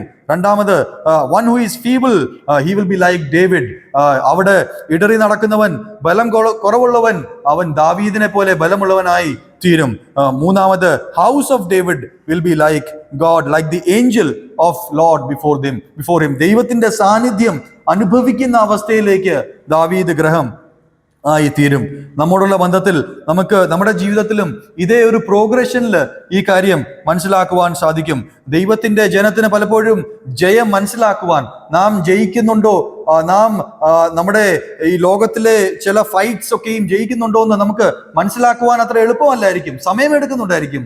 എന്നാൽ ഈ ഒരു പ്രക്രിയയിലൂടെ കടന്നു പോകേണ്ടത് വളരെ അത്യാവശ്യമുള്ള വിഷയമാണ്. അതാണ് അതിന്റെ 8-ാം വാക്യത്തിലും 9-ാം വാക്യം നാം ഇങ്ങനെ വാക്യം, അന്നാളിൽ ഞാൻ യെരൂശലേമിന്റെ നേരെ വരുന്ന സകല ജാതികളെയും നശിപ്പിക്കുവാൻ നോക്കും. I will do this. കർത്താവ് പറയുന്നത്, ഞാൻ അത് ചെയ്യും. In that day I will set about to destroy all the nations that come against Jerusalem. All the nations, ആരെയും വെറുതെ വിടാതെ എല്ലാവരെയും കർത്താവ് നശിപ്പിക്കും എന്നാണ് പറയുന്നത്. അത് യെരൂശലേമിനെ കുറിച്ച് പറയുമ്പോൾ ആത്മീകമായിട്ടുള്ള യെരൂശലേം ദൈവത്തിന്റെ സഭയാണ്. നമുക്ക് വളരെ ധൈര്യത്തോടെ ആയിരിക്കാം. സഭയ്ക്ക് നേരെ, ദൈവത്തിന്റെ ജനത്തിന് നേരെ വരുന്നവരെ എല്ലാം കർത്താവ് നശിപ്പിക്കുക തന്നെ ചെയ്യും. അന്നാളിൽ അത് സംഭവിക്കുക തന്നെ ചെയ്യും എന്നുള്ളത് നമുക്ക് ഉറപ്പോടെ, വിശ്വാസത്തോടെ ആയിരിക്കാം. 10-ാം വാക്യം നമുക്കൊന്ന് വായിക്കാം. വേഴ്സ് 10. കൃപയുടെയും യാചനയുടെയും ആത്മാവിനെ പകരും. തങ്ങൾ ഒത്തുവിട്ടുള്ളവരിലേക്ക് അവർ നോക്കും. ഏകജാതനെ കുറിച്ച് വിലപിക്കുന്നത് പോലെ അവർ അവനെ കുറിച്ച് വിലപിക്കും. ആദ്യജാതനെ കുറിച്ച് വ്യസനിക്കുന്നത് പോലെ അവർ അവനെ കുറിച്ച് വ്യസനിക്കും. ദൈവനാമത്തിന് മഹത്വം. ഈ ഒരു വാക്യത്തിൽ ഇത് കഴിഞ്ഞ് താഴോട്ട് ഒരു പ്രത്യേകകരമായ കാര്യങ്ങൾ നാം വായിക്കുന്നു. അവിടെ പരിശുദ്ധാത്മാവ് ചെയ്യുന്ന പ്രവൃത്തിയെക്കുറിച്ച് നാം കാണുന്നു. ഞാൻ ദാവീദ് ഗൃഹത്തിന്മേലും യെരൂശലേം നിവാസികളുടെ മേലും കൃപയുടെയും യാചനകളുടെയും ആത്മാവിനെ പകരും. അപ്പോൾ പരിശുദ്ധാത്മാവ് പ്രത്യേകമായിട്ട് ചെയ്യുന്ന 2 കൂട്ടം കാര്യങ്ങൾ നമുക്കിവിടെ വ്യക്തമായിട്ട് കാണുവാൻ സാധിക്കും. What the Holy Spirit does. One is grace. ഒന്ന്, അവിടെ കൃപയെക്കുറിച്ച് നാം വായിക്കുന്നു. 2, മലയാളത്തിൽ യാചന എന്നാണ് നാം വായിക്കുന്നത്, അല്ലെങ്കിൽ ഇംഗ്ലീഷിൽ സപ്ലിക്കേഷൻ. അതിന്റെ മറ്റൊരു തർജിമയിൽ ഗ്രോണിങ് എന്ന് നമുക്ക് കാണുവാൻ സാധിക്കും, ഞെരക്കങ്ങൾ എന്ന് നമുക്ക് കാണുവാൻ സാധിക്കും. പരിശുദ്ധാത്മാവിന്റെ ഭാഷ അങ്ങനെയാണ്. അതുകൊണ്ട് ആ കൃപയുടെ ഒരു ശുശ്രൂഷ അല്ലെങ്കിൽ കൃപ പകരുന്നത് ഈ പരിശുദ്ധാത്മാവാണ്. യാചനകൾ, പ്രാർത്ഥനകൾ അല്ലെങ്കിൽ ഞെരുക്കങ്ങൾ നമുക്ക് വേണ്ടി അല്ലെങ്കിൽ പകരുന്നത് പരിശുദ്ധാത്മാവാണ്. ഈ രണ്ട് കാര്യങ്ങൾ പ്രത്യേകമായിട്ട് ഈ ഹോളി സ്പിരിറ്റിന്റെ ശുശ്രൂഷയാണ്. അത് നമുക്ക് കാണുവാൻ സാധിക്കും. ഈ spirit of grace and spirit of groaning or supplication എന്ന് നമുക്ക് കാണുവാൻ സാധിക്കും അതിൻ്റെ 10-ാം വാക്യത്തിൽ. അപ്പൊ ഈ ഒരു ആത്മാവിന്റെ സഹായത്തോടെയാണ്, പരിശുദ്ധാത്മാവിന്റെ സഹായത്തോടെയാണ് ഈ രണ്ട് കാര്യങ്ങൾ സംഭവിക്കുന്നത്. എന്തുകൊണ്ടാണ് ഇതിന്റെ ആവശ്യകത ഉള്ളത്? Why do we need grace, why do we need groaning എന്നുള്ളത് നമ്മൾ മനസ്സിലാക്കേണ്ട അവസ്ഥയാണ്. അത് മനസ്സിലാക്കാൻ ഗ്രോണിങ് അല്ലെങ്കിൽ ഞെരക്കങ്ങൾ, ഈ പ്രാർത്ഥനകൾ, യാചനകൾ, നാം ഒരു വാക്യം വായിക്കാം. റോമാലേഖനം 8-ാം അധ്യായം 23-ാം വാക്യം. റോമൻസ് ചാപ്റ്റർ 8 verse 23, 23-ഉം 26-ഉം വാക്യം വായിക്കാം. Romance chapter 8 verse 23 and 26. അവിടെ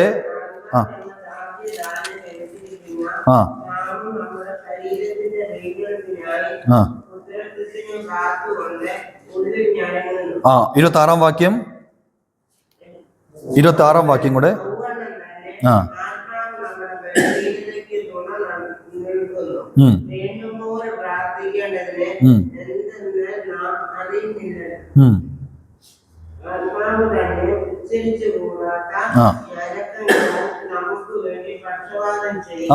ഉച്ചരിച്ചു കൂടാത്ത ഞരക്കങ്ങൾ, അതാണ് പ്രാർത്ഥനകൾ. ആത്മാവിന്റെ ആ ഭാഷയിൽ നമുക്ക് മനസ്സിലാക്കുവാൻ സാധിക്കുന്നത്. ഇവിടെ ഇസ്രായേൽ ജനത്തിന് വേണ്ടി അതുതന്നെയാണ് ഈ ആത്മാവിന്റെ പ്രവർത്തനം. ഒന്ന്, ദൈവത്തിന്റെ കൃപ; രണ്ട്, യാചനകൾ അല്ലെങ്കിൽ ഞരക്കങ്ങൾ എന്നാണ് നമുക്ക് മനസ്സിലാക്കുവാൻ സാധിക്കുന്നത്. എന്തുകൊണ്ടാണ്, എന്തിനെ നോക്കിയാണ് അവര് ഈ രീതിയിൽ യാചിക്കുന്നത്, കരയുന്നത്? അവിടെ 10-ാം വാക്യം നാം വായിക്കുന്ന നടുഭാഗത്ത് ഇങ്ങനെ, they will look on me whom they have pierced. അവര് കുത്തിയത്, തുളച്ച അല്ലെങ്കിൽ ഉപദ്രവിച്ച ആ ദൈവത്തിങ്കൽ നോക്കി അവര് ഈ രീതിയിൽ പ്രാർത്ഥിക്കുകയും യാചിക്കുകയും ചെയ്യും എന്നാണ് നാം മനസ്സിലാക്കുന്നത്. they will look on to me. നമുക്കറിയാം, ഇസ്രായേൽ ജനം, യഹൂദ ജനം കർത്താവിന്റെ വരവിന് വേണ്ടി ആ രീതിയിൽ കാത്തിരിക്കുകയാണ്. എന്നാൽ അവർ കാത്തിരിക്കുന്നത് അവന്റെ ഒന്നാമത്തെ വരവിന് വേണ്ടിയാണ്. അവർക്ക് അറിഞ്ഞുകൂടാ, അവര് ആദ്യത്തെ വരവിനെ കുറിച്ച് വിശ്വസിക്കാതെ മുമ്പോട്ട് പോകുന്ന ഒരു ജനമാണ്. അവര് ഈ ദൈവം രണ്ടാമത് പ്രത്യക്ഷനാകുമ്പോൾ, ഈ ദൈവത്തെ അവർ കാണുമ്പോൾ അവർക്ക് ചില സത്യങ്ങൾ മനസ്സിലാകും. അവര് ആരെയാണ് കാണുന്നത്? അവര് കാണുന്നത് ഈ തുളയ്ക്കപ്പെട്ട അല്ലെങ്കിൽ കർത്താവിന്റെ കരങ്ങളും കാലുകളും കാണുമ്പോൾ ആ ജനത്തിന് ഇത്തരത്തിലുള്ള ഭാരം, ആത്മാവ് അവരുടെ ഹൃദയത്തിൽ ഉണ്ടാകും. ഞെരക്കങ്ങൾ അവരുടെ ജീവിതത്തിൽ ഉണ്ടാകും. What will they say, what will they see?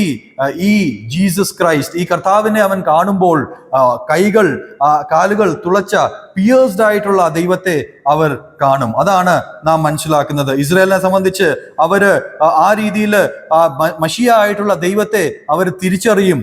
അവർക്ക് അറിയാത്ത ചില സത്യങ്ങൾ അവര് ഞെട്ടലോടെ, ആശ്ചര്യത്തോടെ അവര് തിരിച്ചറിയും. ആ ജനം അന്നാളിൽ അവര് വീണ്ടെടുക്കപ്പെടുവാൻ, ഒരു ശേഷിപ്പ് ആ രീതിയിൽ വീണ്ടെടുക്കപ്പെടുവാൻ ഇടയായി തീരും. അവർക്ക് അറിയാത്ത സത്യം അവർ മനസ്സിലാക്കുവാൻ ഇടയായി തീരും. ആത്മീകമായിട്ട് സഭയോടുള്ള ബന്ധത്തിൽ നാം ചിന്തിച്ചാൽ, നമ്മുടെ മാനസാന്തരങ്ങള് അല്ലെങ്കിൽ ദൈവസന്നിധിയിൽ പാപങ്ങളൊക്കെയും ഏറ്റുപറയുന്നത് നാം ചിന്തിക്കുമ്പോൾ അന്ന് ആ സമയത്താണ് ക്രൂശിനെ കുറിച്ച് കൂടുതൽ പ്രശംസ നമുക്കുണ്ടാവുന്നത്. ആ ക്രൂശിൽ നമ്മുടെ കർത്താവ് ചെയ്ത പ്രവൃത്തിയെക്കുറിച്ച് കൂടുതൽ ഭാരം അല്ലെങ്കിൽ ആഴത്തിൽ മനസ്സിലാവുന്നത് നമ്മുടെ പാപങ്ങളുടെ ക്ഷമ നാം മനസ്സിലാക്കുമ്പോഴാണ്. ഗ്രേസ് ആൻഡ് ഗ്രോണിങ്, കൃപയും ഈ ഞെരുക്കങ്ങളും പ്രാർത്ഥനയും ഒന്നിച്ചാണ് അവിടെ മേർജ് ആവുന്നത്. നമുക്കറിയാം, ഈ ഞെരുക്കങ്ങൾ മാത്രമാണെങ്കിൽ അവിടെ ഒരു കുറ്റബോധം ഉണ്ടാകുവാൻ സാധ്യതയുണ്ട്. എന്നാൽ അവിടെ ദൈവത്തിന്റെ കൃപ അവിടെ വളരെ നന്നായിട്ട് വ്യാപരിക്കുന്നത് കാണുവാൻ സാധിക്കും. കൃപ മാത്രമല്ല, അവിടെ ബോധവുമുണ്ട്, ഞെരുക്കങ്ങളുണ്ട്, യാചനകളുണ്ട്. കർത്താവിനെ മനസ്സിലാക്കുന്ന, നമ്മളെ പാപങ്ങൾ ഏറ്റുപറയുന്ന ഒരു വിഷയവും നാം കാണുന്ന ഒരു വിഷയമാണ് മനസ്സിലാക്കുന്നത്. Seeing the one who is pierced, തുളയ്ക്കപ്പെട്ട അല്ലെങ്കിൽ കുത്തിയ ആ ദൈവത്തെ നമുക്ക് കാണുവാൻ സാധിക്കും. അതുകൊണ്ടാണ് അതിൻ്റെ താഴോട്ടുള്ള വാക്യങ്ങൾ മുഴുവനായിട്ട് 11, 12, 13, 14 വാക്യങ്ങളിൽ ഈ രീതിയിലുള്ള നാം കാണുന്നത് മോർണിംഗിനെ കുറിച്ചാണ്. അവർ കരയുന്ന, വിലപിക്കുന്ന വിഷയങ്ങളാണ് കാണുന്നത്. ആരൊക്കെയാണ് വിലപിക്കുന്നത്? നാം നോക്കിയാൽ അവർ എടുത്തു പറഞ്ഞിട്ടുണ്ട്. ഓരോ ഗ്രഹവും, ഓരോ പ്രത്യേക വ്യക്തിയും, അവരുടെ ഓരോ മനുഷ്യനും വ്യക്തിപരമായിട്ട് അവർ വിലപിക്കുകയാണ്. It is a very personal and very direct mourning. അവര് വ്യക്തിപരമായിട്ട് വിലപിക്കുകയാണ്. കർത്താവിന്റെ ഈ ദർശനം കണ്ട്, കർത്താവിനെ കുറിച്ച് ഈ കാര്യം മനസ്സിലാക്കിയിട്ട് അവർ ആ രീതിയിലുള്ള ആഴത്തിലുള്ള വ്യക്തിപരമായിട്ടുള്ള ഒരു ക്ഷമയുടെ അല്ലെങ്കിൽ ഞരക്കത്തിന്റെ ശബ്ദം, മോർണിംഗിന്റെ ശബ്ദമാണ് അല്ലെങ്കിൽ നാം കാണുന്നത്. അവരുടെ വിലപിക്കുന്ന ശബ്ദമാണ് നാം കേൾക്കുന്നത്. 12-ാം അധ്യായത്തിൽ ഇത്തരത്തിലുള്ള ഒരു താഴ്ചയിൽ വന്നു കഴിഞ്ഞ് അതിന്റെ ഒരു ഒരുക്കമാണ് നാം കാണുന്നത്. 13-ാം അധ്യായത്തിലേക്ക് നാം ഇനി പഠിക്കുവാൻ പോകുമ്പോൾ ഈ ഒരു താഴ്ചയിൽ വന്ന ആ രീതിയിൽ വന്ന ഒരു ജനം, വിലപിക്കുന്ന ഒരു ജനം, ദൈവസന്നിധിയിൽ അവരെ തന്നെ താഴ്ത്തുന്ന ജനം, ദൈവത്തിന്റെ കൃപയും ദൈവത്തിന്റെ സന്നിധിയിൽ പരിശുദ്ധാത്മാവിന്റെ കൃപയും ഈ ഞെരുക്കങ്ങളുമൊക്കെയും അനുഭവിച്ച ഒരു ജനം ശുദ്ധീകരണത്തിലേക്കാണ് 13-ാം അധ്യായത്തിലേക്ക് പ്രവേശിക്കുന്നത്. Towards cleansing. 14-ാം അധ്യായത്തിലേക്ക് വരുമ്പോൾ നാം മഹത്വീകരണത്തെക്കുറിച്ച് കാണുന്നു, ഗ്ലോറിഫിക്കേഷനെ കുറിച്ച് കാണുന്നു. അന്ത്യനാളുകളിൽ സംഭവിക്കുന്ന ചില വിശേഷമായിട്ടുള്ള കാര്യങ്ങളാണ് നാം വായിച്ചുകൊണ്ടും പഠിച്ചുകൊണ്ടും ഇരിക്കുന്നത്. 12-ാം അധ്യായത്തിൽ നാം ചിന്തിച്ചത് അത് തന്നെയാണ്. വളരെ ഭാരത്തോടെ ദൈവാത്മാവ് പ്രവാചകനിലൂടെ സംസാരിച്ചത് ഈ വിഷയങ്ങളാണ് നാം കണ്ടത്. കർത്താവ് തന്റെ ജനത്തെ മടക്കി കൊണ്ടുവരുന്നു, ഇസ്രായേൽ ജനത്തെ മടക്കി കൊണ്ടുവരുന്നു. യെരുശലേമില് ആ രീതിയിൽ പ്രവചനങ്ങളെല്ലാം നിവർത്തിച്ചുകൊണ്ടിരിക്കുന്നു. ആ ജനം അന്നാളിൽ വലിയ ദൂരമില്ല, ആ സമയത്ത് ആ സത്യങ്ങൾ അവർ മനസ്സിലാക്കും. they will repent. അവര് മാനസാന്തരപ്പെടും. കർത്താവിനെ, ആ മിശിഹായെ അവർ മനസ്സിലാക്കി. അവര് ആ രീതിയിൽ ആ തുളയ്ക്കപ്പെട്ട പിയേഴ്സ്ഡ് മിശിഹായെ അവർ മനസ്സിലാക്കിയിട്ട് അവർക്ക് അത് വെളിപ്പെടുത്തി കർത്താവ് കൊടുക്കും. Through grace and through groaning. ആ രീതിയിൽ കൃപയുടെയും യാചനകളുടെയും ഒരു മിശ്രണം നമുക്ക് കാണുവാൻ സാധിക്കും. Merging of grace and groaning എന്നാണ് നമുക്ക് കാണുവാൻ സാധിക്കുന്നത്. നമ്മുടെ സഭയോടുള്ള ബന്ധത്തിൽ മനസ്സിലാക്കിയാൽ church is God's spiritual Jerusalem. ആത്മീകമായിട്ട് ഉള്ള യെരുശലേം സഭയാണ്. അങ്ങനെയാണെങ്കിൽ നാം ഈ നേരിടുന്ന പ്രതികൂലങ്ങൾ നമുക്ക് ഒഴിവാക്കുവാൻ സാധ്യമല്ല. It is inevitable. അത് സംഭവിക്കുക തന്നെ ചെയ്യും. എന്നാൽ ദൈവം പറയുന്നത് താഴ്മയോടെ നാം ഇരുന്നാല്, നാം നമ്രതയോടെ ദൈവസന്നിധിയിൽ നാം വളരെ താഴ്ന്നു നിന്നാല് ജയം അവസാനം നമ്മൾക്കായിരിക്കും. കാരണം കർത്താവിന്റെ പരിചയ നമുക്കുണ്ട്. കർത്താവ് നമ്മളെ ആ രീതിയിൽ ഡിഫെൻഡ് ചെയ്യും. കർത്താവ് നമ്മളെ ആ രീതിയിൽ മഹത്വപ്പെടുത്തും എന്നുള്ളത് നമുക്ക് മനസ്സിലാക്കുവാൻ സാധിക്കും. ബലം കുറവുള്ളവരെ ദാവീദിനെ പോലെ ആക്കി തീർക്കും. ബലം ദൈവത്തിൽ കണ്ടെത്തുവാൻ സാധിക്കും. ദാവീദ് ഗ്രഹത്തെ കർത്താവ് ആ ദൂതനെ പോലെയോ ദൈവത്തെ പോലെയോ ആക്കി തീർക്കും. അത്രമാത്രം ദൈവ സാന്നിധ്യം നമുക്ക് അനുഭവിക്കുവാൻ സാധിക്കും. True holiness flows from the cross. ക്രൂശിന്റെ അരികിൽ നാം ചെന്നാല് അവിടെയാണ് ഏറ്റവും കൂടുതൽ നമുക്ക് ആത്മീകമായിട്ടുള്ള പരിശുദ്ധി മനസ്സിലാക്കുവാൻ സാധിക്കുന്നത്. Gathering Israel back to Jerusalem. യെരുശലേമിലേക്ക് ഇസ്രായേൽ ജനത്തെ കർത്താവ് കൊണ്ടുവന്നുകൊണ്ടിരിക്കുകയാണ്. അതേസമയം കർത്താവിന്റെ മണവാട്ടിയായിട്ടുള്ള ക്രിസ്തുവിന്റെ മണവാട്ടിയെ, സഭയെ കർത്താവ് പണിഞ്ഞുകൊണ്ടിരിക്കുകയാണ്, തയ്യാറാക്കിക്കൊണ്ടിരിക്കുക. ഈ രണ്ട് കാര്യങ്ങളും ഒരേ സമയം നടന്നുകൊണ്ടിരിക്കുകയാണ്. ഇസ്രായേലിലേക്ക് ഇസ്രായേൽ ജനത്തെ കർത്താവ് ശേഖരിച്ചുകൊണ്ടിരിക്കുന്നു. അതേസമയം മണവാട്ടി സഭയെ കർത്താവ് പണിഞ്ഞുകൊണ്ടിരിക്കുന്നു. നാം എന്താണ് ചെയ്യേണ്ടത്? നാം ദൈവത്തിന്റെ കൃപയുടെ അണ്ടറില്, അതിന്റെ അധീനതയിൽ നാം ആയിരിക്കണം. നാം ഹ്യൂമിലിറ്റിയിൽ, ഹംബിൾനെസ്സിൽ വളരെ താഴ്മയോടെ നാം ആയിരിക്കണം. നമ്മുടെ നോട്ടം, നമ്മുടെ ശ്രദ്ധ ആ കാൽവരിയിൽ ക്രൂശിക്കപ്പെട്ട, തുളയ്ക്കപ്പെട്ട, പിയേഴ്സ്ഡ് ആയിട്ടുള്ള മിശിഹായുടെ മുഖത്തേക്ക് മാത്രം ആയിരിക്കണം. ഈ അധ്യായങ്ങളിൽ നാം നേരത്തെ ചിന്തിച്ച ഒരു വിഷയം ഇങ്ങനെയാണ്: not by might, not by power, but by my spirit. നമ്മുടെ ഏതെങ്കിലും ശക്തിയാലെയോ നമ്മുടെ ബലത്താലെയോ അല്ല, എൻ്റെ ആത്മാവിനാലെ മാത്രം. ദൈവത്തിന്റെ ആത്മാവാണ് കൃപ നൽകുന്നത്. ദൈവത്തിന്റെ ആത്മാവാണ് യാചിക്കുവാനുള്ള സാഹചര്യങ്ങൾ ഒരുക്കുന്നത്. ഈ കൃപയോടെയും ദൈവത്തോട് ഞെരുക്കങ്ങളിലൂടെയും സംസാരിച്ച് നാം എപ്പോഴും നമ്മുടെ ഭാവം ഇങ്ങനെ ആയിരിക്കണം: ദൈവമേ, എന്നെ ക്ഷമിക്കണമേ, എൻ്റെ ജീവിതത്തിലെ പോരായ്മകളൊക്കെ കർത്താവ് പോക്കണമേ, എന്നെ വിശുദ്ധിയിലെ കർത്താവ് നിലനിർത്തണമേ. കാരണം അന്നാളിൽ, ഏറ്റവും സമീപമായിട്ടുള്ള നാളുകളിൽ ഈ കാര്യങ്ങളെല്ലാം നിവർത്തിക്കപ്പെടുവാൻ പോവുകയാണ്. ഇസ്രായേലിൽ ആശ്ചര്യമായിട്ട് നിവർത്തിക്കപ്പെടുമ്പോൾ സഭയോടുള്ള ബന്ധത്തിൽ കർത്താവ് ആത്മീകമായിട്ട് അതിന്റെ നിവർത്തീകരണം നമുക്ക് കാണുവാൻ സാധിക്കും. Not by might, not by power, but by my spirit. നമ്മുടെ എന്തെങ്കിലും വ്യക്തിപരമായിട്ടുള്ള കഴിവിലോ നമ്മുടെ ശക്തിയിലോ അല്ല, ദൈവത്തിന്റെ ആത്മാവിൽ മാത്രം ആശ്രയിച്ച് മുമ്പോട്ട് പോകുവാൻ കർത്താവ് സഹായിക്കട്ടെ. അതിന്റെ അവസാന വാക്യങ്ങളിൽ നാം ചിന്തിച്ചല്ലോ, അത് വായിച്ചില്ലെങ്കിലും നാം ചിന്തിച്ചല്ലോ, ഓരോ കുടുംബവും, ഓരോ ഭവനവും, ഓരോ വ്യക്തിയും അതിന് വ്യക്തിപരമായിട്ട് ഞെരുക്കത്തോടെ, വ്യക്തിപരമായിട്ട് പ്രാർത്ഥനയോടെ, പ്രത്യേകമായിട്ട് അവരോടും ദൈവം സംസാരിക്കുകയാണ്. ദൈവത്തിന്റെ ആത്മാവ് സംസാരിക്കുകയാണ്. കൃപയുടെ ആ ഒരു ശബ്ദങ്ങൾ, കൃപയുടെ നിറവിലൂടെ ആ ഞെരുക്കങ്ങൾ, ദൈവത്തിന്റെ യാചനകൾ മനസ്സിലാക്കി നമ്മുടെ ഹൃദയങ്ങൾ ഒരുക്കി ദൈവസന്നിധിയിലായിരിക്കുവാൻ കർത്താവ് നമ്മെ സഹായിക്കട്ടെ. ഫ്യൂച്ചർ ഡെലിവറൻസ് ഓഫ് യെരുശലേം, ഭാവിയില് യെരുശലേമിന്റെ വീണ്ടെടുപ്പ്, അല്ലെങ്കിൽ അവർക്ക് രക്ഷ ലഭിക്കുന്നത് നാം കണ്ടു. കർത്താവ് നമുക്ക് എല്ലാവർക്കും രക്ഷ നൽകുന്ന, രക്ഷിക്കുന്ന ദൈവമാണ്. എന്നാൽ നമ്മെ രക്ഷിക്കുമ്പോൾ ഐക്യതയോടെ നിലനിൽക്കുവാൻ, നമ്മൾ സമാനതയോടെ നിലനിൽക്കുവാൻ, ഇക്വാലിറ്റിയിൽ നിലനിൽക്കുവാൻ, ആരും മുകളിലല്ല ആരും താഴെയല്ല, ദൈവസന്നിധിയിൽ ആ താഴ്മയോടെ നാം ഇരിക്കുമ്പോൾ ദൈവം നമ്മുടെ പരിചയമായിട്ട് തീരും. നമ്മുടെയൊക്കെ ബലഹീനതകൾ എന്തെങ്കിലും ഉണ്ടെങ്കിൽ കർത്താവ് ദാവീദിനെ പോലെ നമുക്ക് ബലം നൽകും. മാത്രമല്ല, ആ ദാവീദിന്റെ ഗ്രഹം ദൈവത്തെ പോലെ, ദൈവദൂതനെ പോലെ ആകും എന്ന് പറയുന്നത് പോലെ ദൈവത്തിന്റെ സാന്നിധ്യം നമുക്ക് സഭയിലും നമ്മുടെ വ്യക്തി ജീവിതത്തിലും കുടുംബങ്ങളിലൊക്കെയും അനുഭവിക്കുവാൻ സാധിക്കും. അന്നാളിൽ, in that day, all these things would be fulfilled. ഓരോന്നോരോന്നായിട്ട് നിവർത്തിക്കപ്പെട്ടുകൊണ്ടിരിക്കുകയാണ്. നാം നമ്മുടെ കൺമുൻപിൽ പലതും കണ്ടു കഴിഞ്ഞു. ഇനിയും നാം ദൈവം അനുവദിച്ചാൽ കാണും. എന്നാൽ ഏറ്റവും അന്ത്യനാളുകളിൽ നാം പ്രവേശിച്ചു കഴിഞ്ഞപ്പോൾ നമുക്ക് ദൈവത്തിൽ വിശ്വസിക്കുവാനും, നാം തുടങ്ങിയത് ഇങ്ങനെയാണ്: സൃഷ്ടികർത്താവായ ദൈവം, ആകാശത്തെ ചമച്ചവൻ, നിർമ്മിച്ചവൻ, ഭൂമിയുടെ അടിസ്ഥാനം ഇട്ടവൻ, അത് മാത്രമല്ല ഇന്നും നമ്മുടെ ഒക്കെ ഈ മനുഷ്യന്റെ ഉള്ളിൽ ആത്മാവിനെ നിറച്ച് നൽകുന്നവൻ, സൃഷ്ടിക്കുന്നവൻ. അങ്ങനത്തെ ഒരു ദൈവത്തെയാണ് നാം പഠിക്കുകയും ആരാധിക്കുകയും ചെയ്തുകൊണ്ടിരിക്കുന്നത്. അങ്ങനെ ഒരു ദൈവമാണ് ഇസ്രായേലിന്റെ ദൈവം, അങ്ങനെ ഒരു ദൈവമാണ് സഭയുടെ ദൈവം. ആ ദൈവത്തിന്റെ അരുളപ്പാടുകൾ ആ ഭാരത്തോടെ തന്നെ ഉൾക്കൊള്ളുവാൻ, നമ്മുടെ ജീവിതങ്ങൾ ആ രീതിയിൽ ധൈര്യത്തോടെയും ക്രമത്തോടെയും ജീവിക്കുവാൻ കർത്താവ് സഹായിക്കട്ടെ. ദൈവനാമം മഹത്വപ്പെടുമാറാകട്ടെ.